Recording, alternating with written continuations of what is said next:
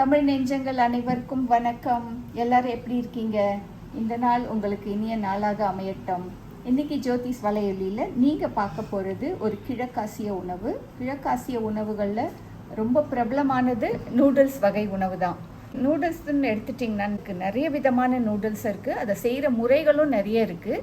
இன்றைக்கி நம்ம பார்க்க போகிறது ஒரு அரிசியில் செய்யப்பட்ட, அரிசி மாவில் செய்யப்பட்ட ஒரு உணவு தான், ஒரு நூடுல்ஸ் தான். நீங்கள் பார்க்க போகிற இந்த காணொலி சார் குவே தியாவ்னு சொல்லுவாங்க. இது குவே தியாவ் நூடுல்ஸ் சிங்கப்பூரில் வேறு விதமாக செய்வாங்க, இது மலேசியாவிலையும் வேறு விதமாக செய்வாங்க.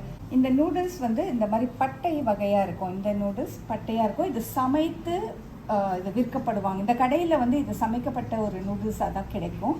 இந்த நூடுல்ஸ்க்கு தேவையான பொருட்களை முதல்ல சொல்லிடுறேன். இதில் நான் போட போகிற எல்லா காய்கறிகளுமே அதிகமான புரதம் இருக்கக்கூடிய காய்கறிகளாக தான் போட போகிறோம்.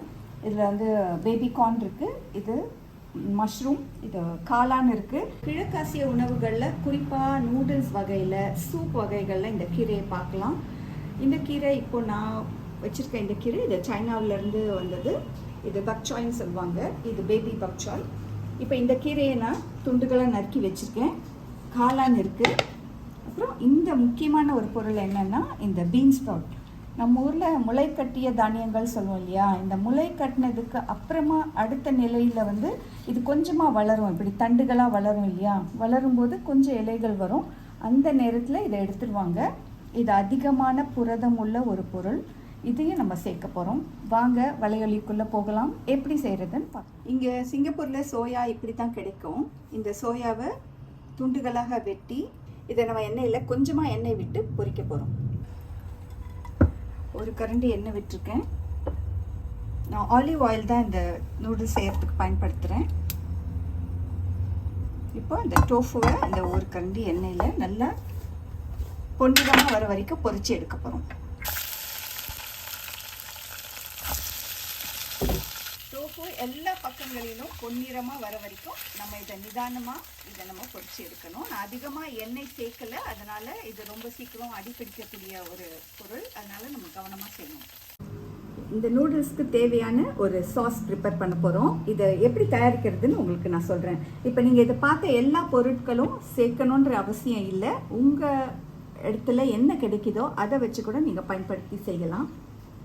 முதல்ல இந்த லைட் சோயா சாஸ்.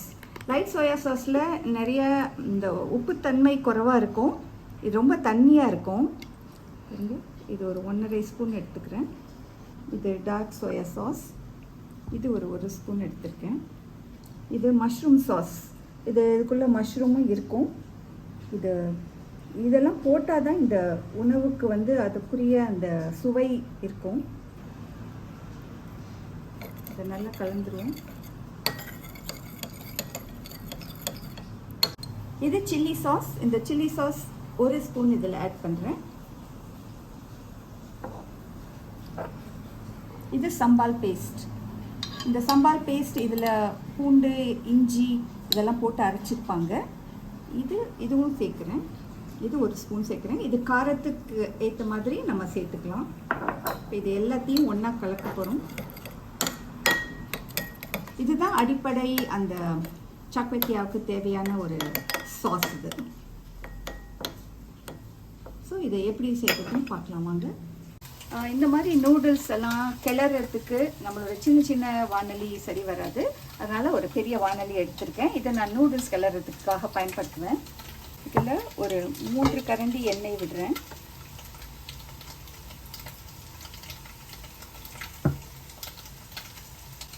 நான் சொன்ன எல்லா காய்கறிகளும் இதில் போட்டு வதக்க போகிறோம். அதுக்கப்புறமா இதில் நூடுல்ஸை சேர்த்து அந்த சாஸை கடைசியாக சேர்த்து நூடுல்ஸை பெரட்ட போகிறோம்.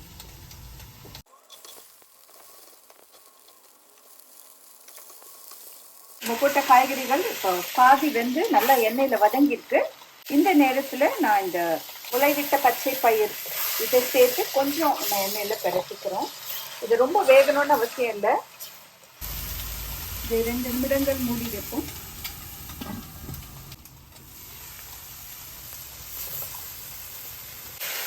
இப்போ நம்ம பொரிச்சு வச்சிருக்க அந்த டோஃபுகளோடு சேர்க்கிறோம்.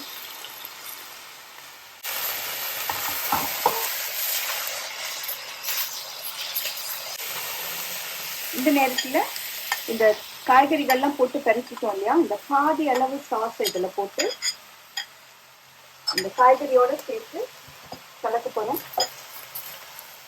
ஏன்னா இந்த காய்கறிக்கு தேவையான இந்த சாஸில் நம்ம செஞ்சு வச்ச சாஸ் இது பாதி காய்கறிக்கும் பாதி நூடுல்ஸ்க்கும்.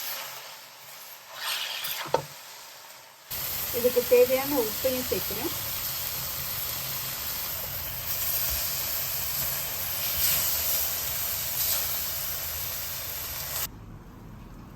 இந்த நூடுல்ஸ் பார்க்குறீங்கல்ல, இது கொஞ்சம் எண்ணெய் தடவி வச்சுருப்பாங்க. ஸோ இந்த எண்ணெய் எடுக்கிறதுக்காக நம்ம என்ன செய்யணும், தண்ணியை நல்லா கொதிக்க வச்சுட்டு 1 நிமிடங்கள் இதை கொதிக்கிற தண்ணிக்குள்ளே போட்டு எடுத்தோன்னா இந்த எண்ணெய்கள்லாம் நீங்கிடும். என் கையை பார்க்கலாம் நீங்கள், இதில் ரொம்ப அதிகமாக எண்ணெய் இருக்குது. இந்த எண்ணெயை நம்ம எடுக்க போகிறோம். இப்போ இந்த கொதிக்கிற தண்ணியில் நம்ம இந்த நூடுல்ஸை 2 நிமிடங்கள் போட போகிறோம். அதில் இருக்க எண்ணெயை கொஞ்சம் எடுக்க போகிறோம். இல்லைன்னா அந்த எண்ணெய் ரொம்ப அதிகமாகிடும் நூடுல்ஸ் பறிக்கும்போது. இந்த தண்ணியை அப்படியே வடித்து எடுத்துருவோம். இந்த மாதிரி நீங்கள் வாங்கினீங்கன்னா உங்களுக்கும் சுலபமாக இருக்கும். ஏதாவது வடிக்கிறதுக்கு இல்லை காய்கறிகள் கழுவுறதுக்கு ரொம்ப சுலபமாக இருக்குது பாருங்கள். எண்ணெய் தண்ணியை நல்லா வடிச்சிட்டு இப்போ இதை சேர்ப்போம்.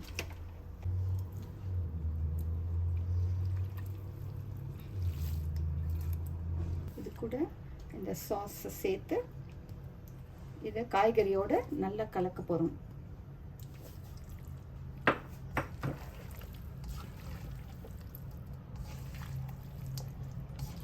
காய்கறிகளும் நூடுல்ஸும்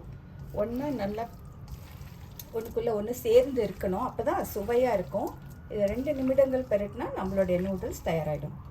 ஓகே, நம்ம நூடுல்ஸ் இப்போது நல்லா பெரட்டியாச்சு. காய்கறிகளும் நூடுல்ஸும் ஒன்றா சேர்ந்துருக்கு.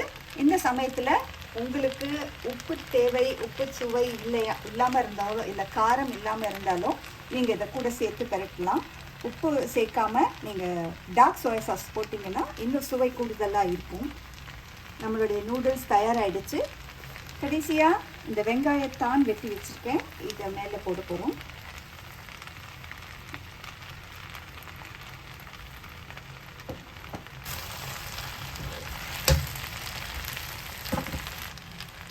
சார் குவை தியாவ் தயாராகிடுச்சு. உங்களுக்கு பிடிச்சிருந்தா இந்த காணொலியை தொடருங்க, உங்கள் கருத்துக்களை பதிவிடுங்க. இந்த காணொலியை பார்த்ததற்கு மிக்க நன்றி. வணக்கம்.